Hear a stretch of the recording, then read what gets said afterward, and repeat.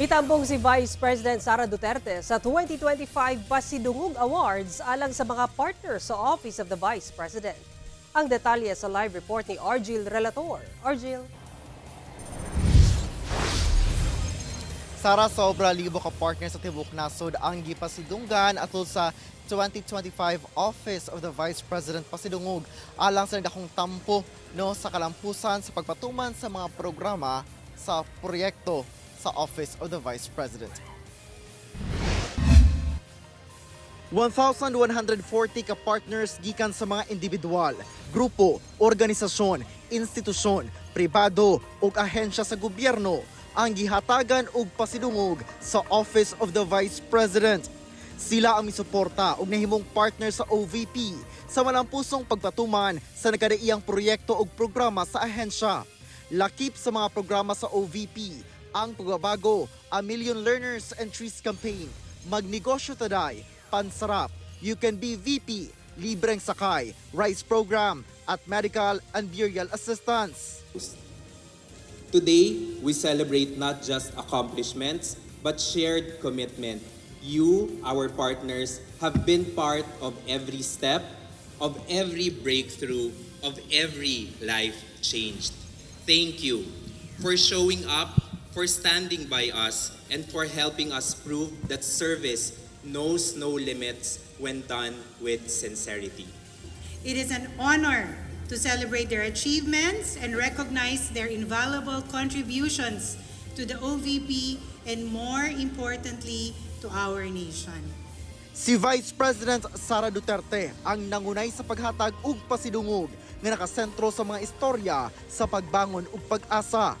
Usa-usa nga gi-share ni VP Sara ang istorya sa mga ordinaryong Pilipino nga natabangan nga palambo ang kinabuhi isip mga benepisyaryo.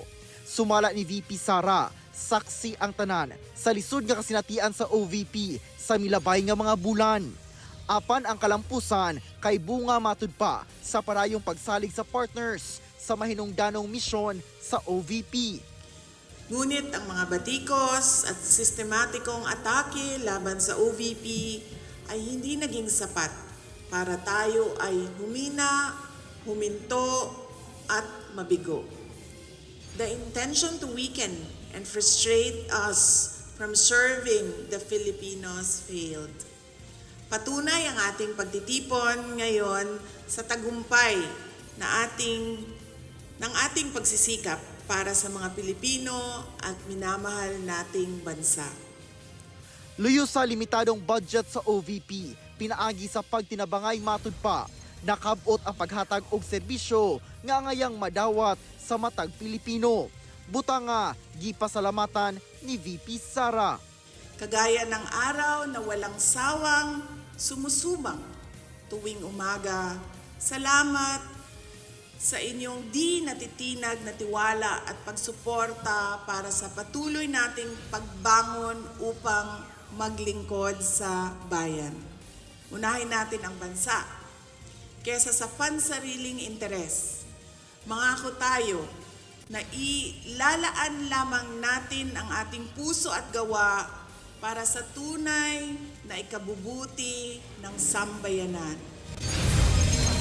Sara, tungod sa ubos nga budget ay gihatag sa OVP karong tuiga, naundang na ang pagpatuman sa medical and burial assistance ila ginahatag man ang Pansarap program. Apan ang uban pa nga mga programa o proyekto padayon ginapatuman karong tuiga. Sara. Okay, daghang salamat Argil Relator.